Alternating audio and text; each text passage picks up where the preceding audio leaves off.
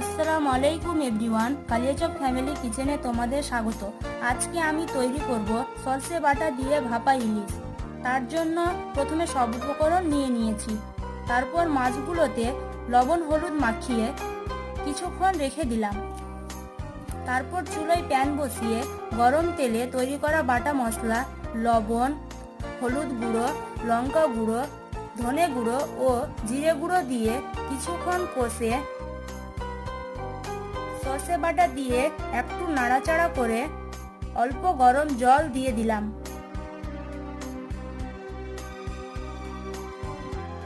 তারপর তাতে মাছগুলো বসিয়ে উপর থেকে মশলাগুলো দিয়ে ঢাকনা দিয়ে কিছুক্ষণ রেখে দিলাম।